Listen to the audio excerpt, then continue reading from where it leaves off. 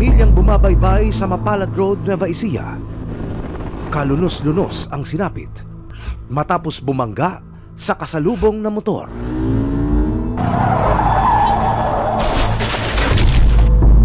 Nakakaawa yung mga bata.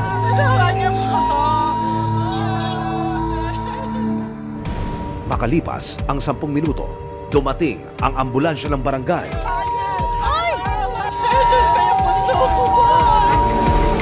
Sa tindi ng salpukan, total wreck ang motorsiklo at yupi-yupi na ang unahang bahagi ng tricycle.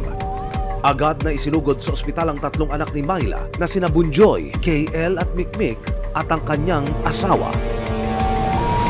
Nung tinakbo niyo sa ospital, nakakausap niyo pa ho ba yung mga anak ninyo? Sina Bunjoy at Mikmik? Hindi na po talaga, wala na po talaga silang malay. Kasi siguro niinda niya po yung sakit ng binti niya. So, sinasabi ko lang po sa kanya na, anak, huwag mong gumalaw. Malapit na tayo sa ospital. Pero habang nasa ospital, unti-unti nang nawala ng pag-asa si Myla na mabubuhay pa ang kanyang 3 anak. Ngayon po, maraming tao, pag minsan-minsan, parang nakakalimot, nakakaano. Pero pagka naiisip ko na yung mga nangyari, hindi ko na naman maiwasan mag-isip. Habang lumilipas, basta hindi ko pa po talaga.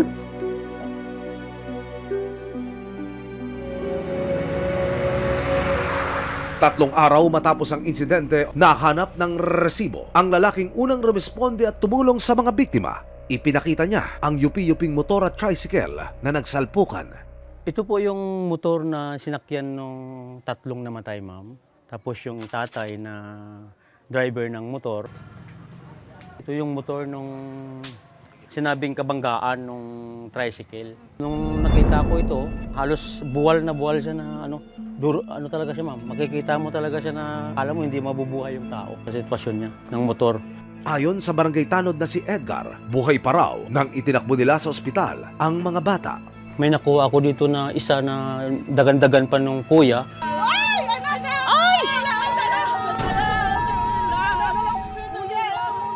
Dito mismo, kinuha ko mismo.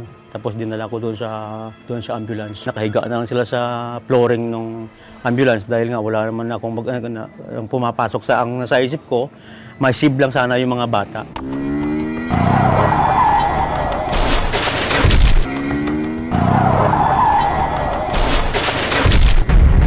Ayon sa barangay tanod na si Edgar, hindi raw niya ikinagulat ang malagim na insidente.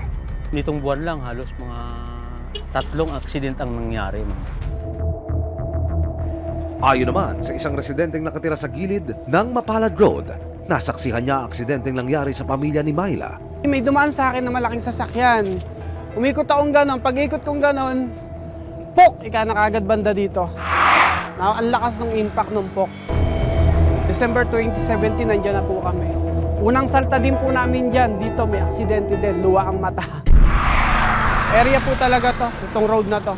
Madalas po ang aksidente rito. Pero paniwala rin ni Angelito, tila may nanunundo raw sa Mapalad Road. Usap-usapan, may nangunguha sa area na to. Actually, bata pa ako, itong karsada talaga na to, madalas, nakukuhanan. Basta't magtatapos ang taon, nangunguwat ang karsada natin. May na-aksidente, ganun po, na hindi pwedeng walang trahedya.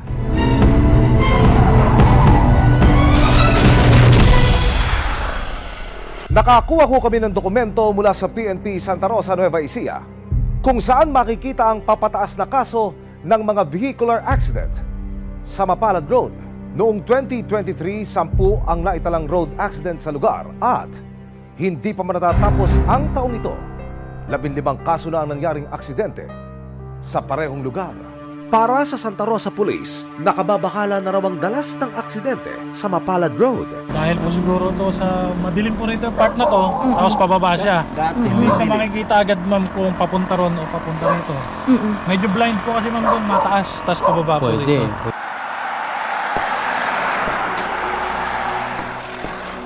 Sagot naman ng kapitan ng Barangay Mapalad. Kagaya nitong nangyari na to, yun po isa po naming dadagdagan yung CCTV dito sa aming barangay. Lalo na po dun sa madalas na pinangyayarihan ng aksidente. Itinurn over ng Barangay Mapalad sa police station ang motoristang nakabanggaan ng pamilya matapos itong gamutin sa ospital. Sa pag-iimbestiga, napag-alaman ng mga pulis na nakainom ang lalaki. Naharap siya sa patong-patong na kaso ng reckless imprudence resulting to damage to property, reckless imprudence resulting to physical injury at homicide. Galing po kasi ako ng trabaho.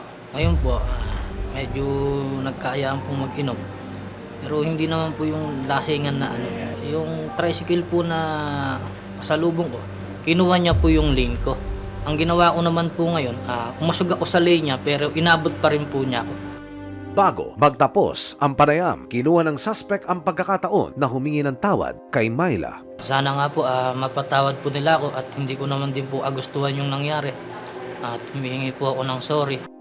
Sinubukan ng resibo na makapanayam ang lokal na pamahalaan ng Santa Rosa, Nueva Ecija. Pangako nila, makikipag-ugnayan sila sa panlalawigang pamahalaan ng Nueva Ecija para gawing mas ligtas ang Mapalad Road.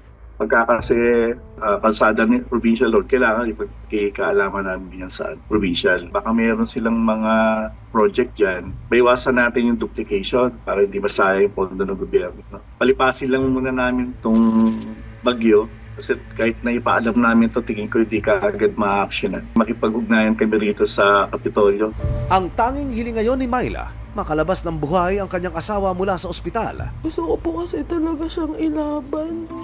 Kasi hindi ko po kakayanin kung pati po siya mawawala. Hindi ko po alam kung ano ang gagawin ko kung kami lang ng dalawa ng anak ko. Nahuli man ang naging mitya ng trahedyang sinapit ng pamilya ni Myla, isa itong masaklap na paalala na walang pinipiling oras ang aksidente sa daan. Responsibilidad ng pamahalaan at maging ng mga motorista na pahalagahan ang kaligtasan ng bawat isa at siguraduhin makauuwi ang lahat ng ligtas at buhay sa kani-kanilang mga paroroonan.